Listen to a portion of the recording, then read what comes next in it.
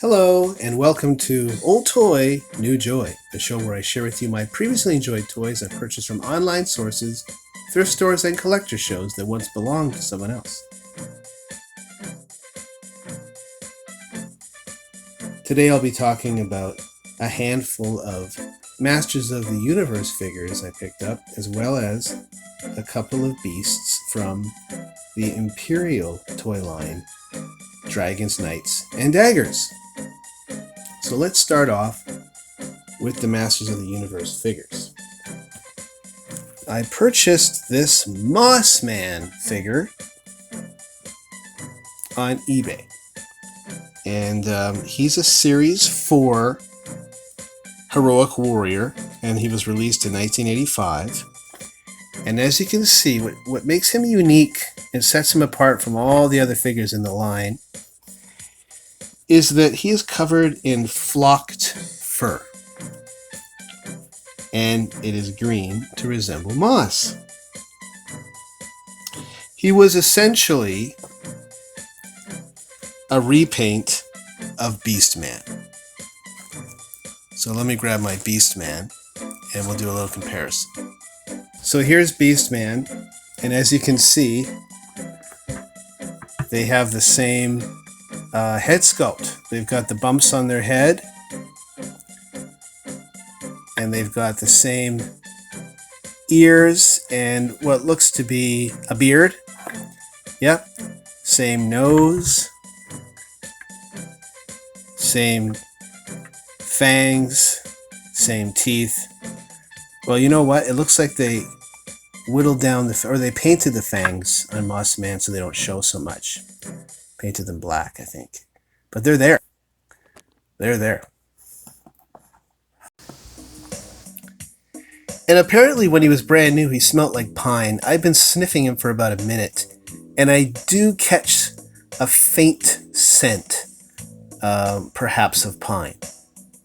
I don't know why they would do that, but that also makes him an interesting figure.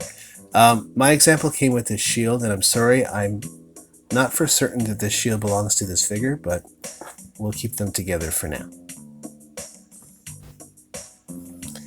And Mossman has the whiplash spring-loaded action.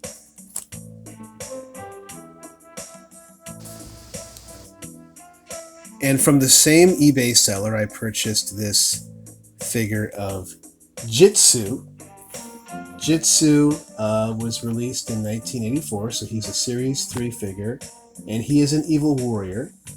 And I was fortunate to have him with his original armor and his sword. So as far as I know, he's complete.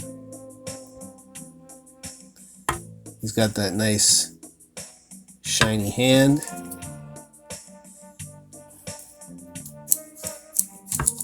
He's got the whiplash motion. Very cool.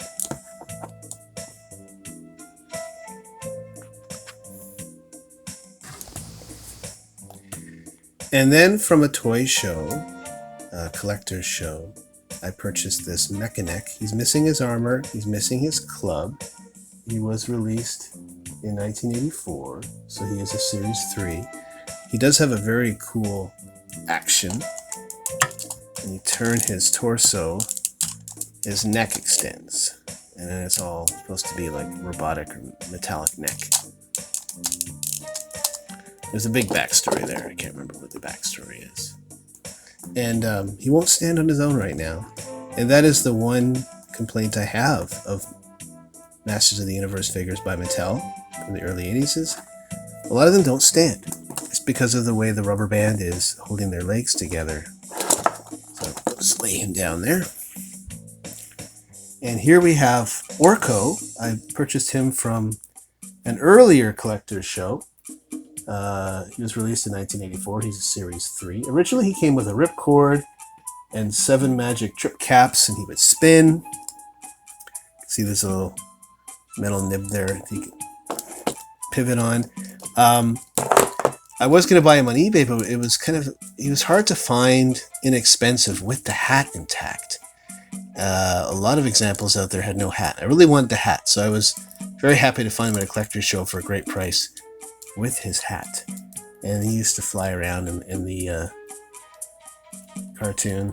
Yeah, He-Man, and then he was magical and would do magic tricks, but they'd always fail. He always dropped stuff. He was really clumsy, if I remember correctly. And then we have this Mantenna. He was part of the Evil Horde. He came out in 1986. He's a Series 5. He's missing his crossbow. He has a very interesting action as well. You pull this trigger on the back, his eyes pop out. Colorful figure, blue and red, and he stands quite well.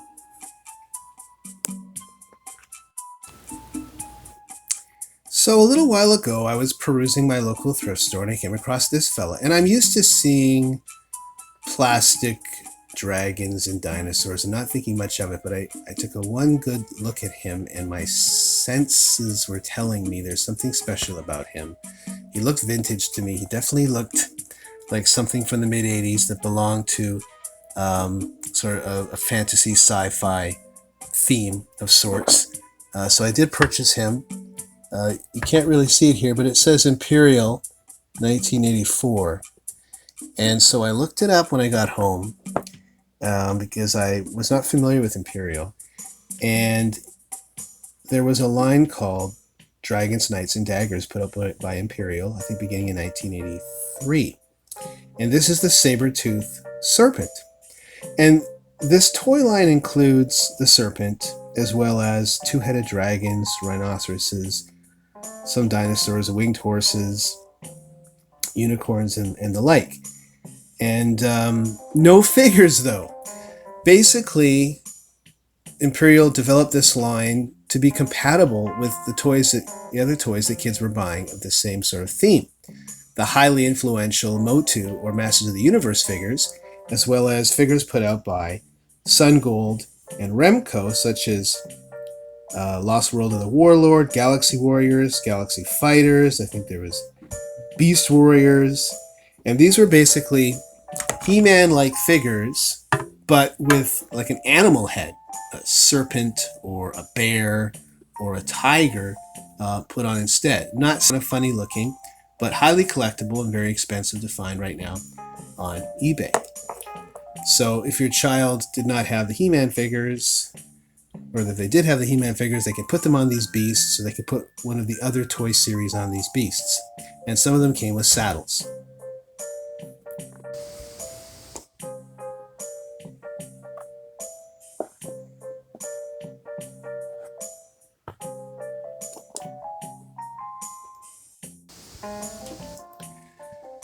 And as you can see, the saber-tooth serpent is roughly the same size as the Mattel Battle Cat for the Masters of the Universe series. This is not Battle Cat's saddle. This saddle actually came in the same baggie as the serpent, but it doesn't fit him. So I'm not sure where the saddle's supposed to go. I've taken a look at images online of the saddles that were made available for the Dragons, Knights, and Daggers beasts, and it's not one of them. There is chariots and things as well, by the way. So I just put them on here for now because He-Man can sit on them, but He-Man can also sit on the serpent.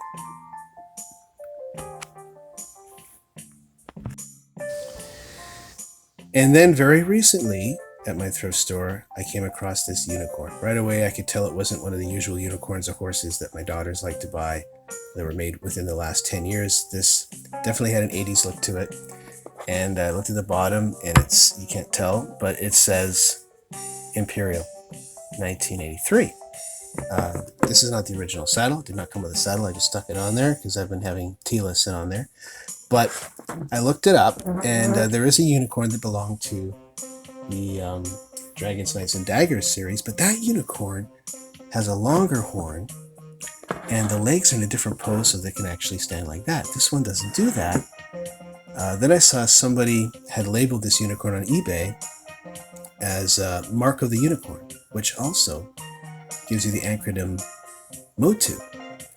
So I'm not sure why there are two unicorns, and if there truly was a series called Mark of the Unicorn, or if there was 2 unicorns that belonged to the Imperial Dragons, Knights, and Daggers series. I'm not sure. There was a lot of copying out there, obviously, in the 80s.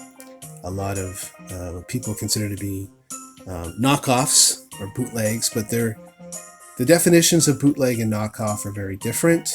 A sloppy copy is a bootleg, but a knockoff could just be a successful toy series that is highly influenced by another successful toy series. So you got to be careful about that. But very collectible and very cool nonetheless.